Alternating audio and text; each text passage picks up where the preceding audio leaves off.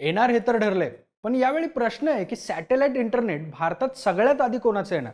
Elon Musk यांच्या स्टारलिंकचं, अंबानींच्या जिओ एसईएसचं की सुनील मित्तल यांच्या भारती एअरटेल अंतर्गत येणाऱ्या वनवेबचं?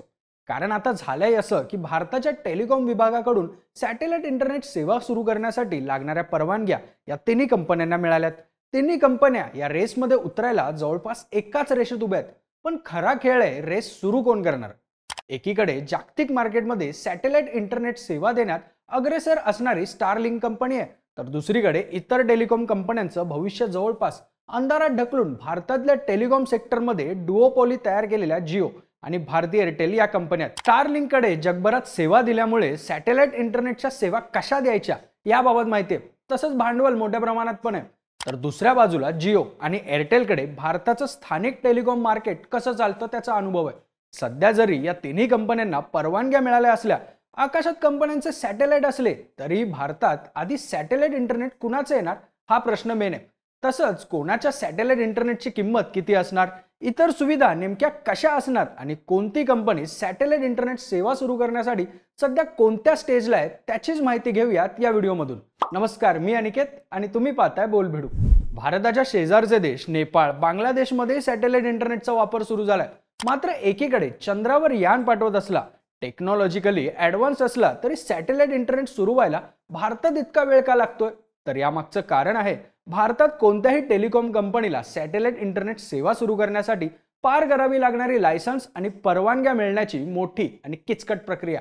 वाढते सायबर अटॅक्स, युद्धासाठी टेक्नॉलॉजीचा वापर यामुळे सरकारकडून कोणत्याही कंपनीला सहजासहजी सॅटेलाइट इंटरनेट सुरू करण्यासाठी परवानगी दिली जात नाहीये. प्रत्येक कंपनीला या सेवा सुरू करण्यासाठी आधी टेलिकॉम विभागाची परवानगी लागते, त्यानंतर GMPCSचा परवाना, मग INSPACEचं लायसन्स. परवानगी मिळाल्यानंतरही लगेच सेवा सुरू होत नाही.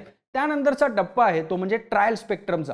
स्टारलिंक, जिओ आणि भारती एअरटेल या तिन्ही कंपन्या सध्या या टप्प्यावर आहेत. आता या तिन्ही कंपन्या ट्रायल स्पेक्ट्रमच्या कोणत्या टप्प्यावर आहेत ते समजून घेऊ. सगळ्यात आधी टेलिकॉम विभागाकडून आणि टेलिकॉम मंत्रालयाकडून सगळ्या परवानग्या मिळाल्या त्या भारती एअरटेलच्या वनवेब या सॅटेलाइट इंटरनेट कंपनीला. नोव्हेंबर 2023 मध्ये एअरटेलला GMPCSचा परवाना, INSPACEचं लायसन्स अशा सगळ्या परवानग्या मिळाल्या. त्यानंतर 2024 मध्ये एप्रिल ते जून या दरम्यान जिओची सॅटेलाइट इंटरनेटसाठी लायसन्स मिळवण्याची प्रक्रिया पूर्ण झाली.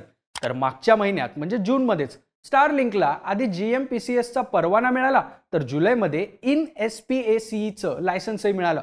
यानंतर या तिन्ही कंपन्या आल्या ट्रायल स्पेक्ट्रम या टप्प्यावर. ट्रायल स्पेक्ट्रम म्हणजे या कंपन्यांना स्पेक्ट्रमचा तात्पुरता ॲक्सेस दिला जातो. त्यामुळे कंपन्यांना त्यांच्या सेवा थेट ग्राहकांपर्यंत जाण्याआधी त्यांची चाचणी करण्यासाठी, त्यात आवश्यक असल्यास काही सुधारणा करण्यासाठी वेळ मिळतो, जेणेकरून ग्राहकांपर्यंत कशी सेवा जाणार आहे याचा अंदाज येतो. आता एअरटेलला INSPACEचं लायसन्स मिळून 2 वर्ष होत आली. त्यानंतर जिओ आणि एअरटेलच्या सॅटेलाइट इंटरनेट सेवांसाठी ट्रायल स्पेक्ट्रम मिळालं. तसंच ट्रायल स्पेक्ट्रम वापरण्यासाठी वाढीव मुदतही मिळाली. स्टारलिंक या बाबतीत जिओ एअरटेलपेक्षा अग्रेसर ठरलं.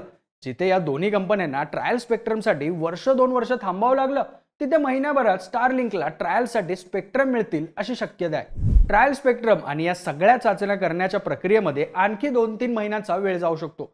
पण मग ट्रायल स्पेक्ट्रमच्या प्रक्रियेमधून गेल्यानंतर लगेच सॅटेलाइट इंटरनेट सुरू होईल का? तर उत्तर आहे नाही. त्यानंतरही धीर धरावा लागेल, कारण लगेच सॅटेलाइट इंटरनेट काय सुरू होणार नाही. त्यानंतर देशभरात इंटरनेट सेवा सुरू करण्यासाठी सिक्युरिटी क्लिअरन्स, ग्राउंड इन्फ्रास्ट्रक्चर आणि डिस्ट्रीब्युशन नेटवर्क यावर काम करावं लागेल. जिओने बऱ्यापैकी ग्राउंड इन्फ्रास्ट्रक्चर उभं केलंय. एअरटेलनेही गुजरात, तमिळनाडू या राज्यांमध्ये आवश्यक असणाऱ्या पायाभूत सुविधा इन्स्टॉल करायला सुरुवात केली आहे. तर स्टारलिंकला अजून सॅटेलाइट इंटरनेट भारतात सुरू करण्यासाठी लागणारं ग्राउंड इन्फ्रास्ट्रक्चर उभं करायचं आहे. आता उरला प्रश्न इंटरनेट सर्व्हिस लोकांपर्यंत पोहोचवण्याचा. तर त्यासाठी जिओच्या मागे त्यांचा भारतातला प्रचंड मोठा युजर बेस आहे, डिस्ट्रीब्युटर्स आहेत. वनवेब ही जरी ग्लोबल कंपनी असली तरी ती देखील एअरटेलचं डिस्ट्रीब्युशन नेटवर्क वापरणार आहे. मग स्टारलिंक भारतातल्या लोकांपर्यंत कसं पोहोचेल?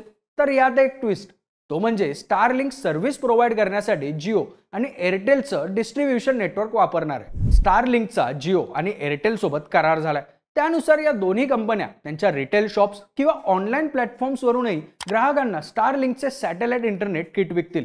तसं जिओ आणि एअरटेलसाठी काम करणारे कर्मचारी स्टारलिंकचे किट इन्स्टॉल करण्याचंही काम करतील.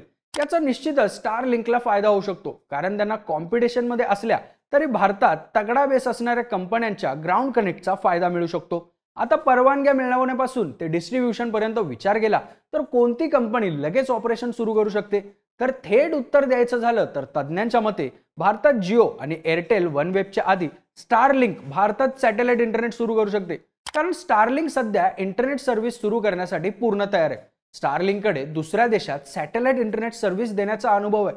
एअरटेलच्या वनवेब कंपनीला देखील जागतिक अनुभव आहे. पण जागतिक स्तरावर सध्या सॅटेलाइट इंटरनेटच्या बाबतीत सगळ्यात अग्रेसर स्टारलिंकच आहे. कारण इफेक्टिव्ह सर्व्हिस देण्यासाठी पृथ्वीच्या जवळ 550 किलोमीटरच्या अंतरावर स्टारलिंकचे सगळ्यात जास्त सॅटेलाइट आहेत. पृथ्वीच्या लोअर ऑर्बिटमध्ये स्टारलिंकचे 4000पेक्षा जास्त सॅटेलाइट आहेत. येत्या काळात हा आकडा 7000च्या वर जाणार आहे. तसंच स्टारलिंकने त्यांच्या सॅटेलाइट इंटरनेट सर्व्हिसेस कशा असतील, स्टारलिंकच्या सॅटेलाइट इंटरनेटच्या किमती काय असतील याबद्दलही अंदाज दिलाय. स्टारलिंकचं सॅटेलाइट इंटरनेट महिन्याला 3000 रुपयांना असू शकतं. तर स्टारलिंकच्या सॅटेलाइट इंटरनेट किटची किंमत 33,000पर्यंत असेल. पण जिओ आणि एअरटेल कडून मात्र किमतीबाबत अजून काहीही स्पष्टता देण्यात आली नाही. तसंच स्टारलिंकने 2025च्या शेवटी किंवा 2026च्या सुरुवातीला भारतात सॅटेलाइट इंटरनेट सेवा सुरू करणार असल्याचे संकेत दिलेत. पण जिओ आणि एअरटेल कडून ना अजून त्यांच्या सेवा कधी सुरू होणार याबाबत काही अंदाज व्यक्त करण्यात आलाय, ना किमती आणि किट बाबत काही माहिती समोर आली आहे. त्यामुळे स्टारलिंकने परवानगी मिळवण्यासाठी जरी जिओ आणि एअरटेल नंतर सुरुवात केली असली तरीही आता भारतात सॅटेलाइट इंटरनेट सर्व्हिस कधी देणार याबाबत क्लॅरिटी देण्यात स्टारलिंकचा नंबर पहिला आहे. टेलिकॉम मंत्रालयाकडून तिन्ही कंपन्यांनी एकदम सुरुवात करायला हवी असं सांगण्यात येते. मात्र स्टारलिंकच्या तयारीपुढे अंबानींचं जिओ आणि एअरटेलची वनवेब मागे पडत असल्याच्या चर्चा आहेत. पण या दोन्ही कंपन्या भारतीय असल्यानं स्टारलिंक आधी त्यांचा किचकट प्रक्रियांचा मार्ग लवकर खुला होऊ शकतो अशी ही चर्चा आहे. तुम्हाला काय वाटतं? इलॉन मस्कचं स्टारलिंक, अंबानींचं जिओ की मित्तलांचं एअरटेल सॅटेलाइट इंटरनेट भारतात आधी कोण आणेल? तुमचा अंदाज कमेंट करून सांगा आणि अशाच माहितीपूर्ण व्हिडिओसाठी बोल भिडूच्या YouTube चॅनलला नक्की सबस्क्राईब करा.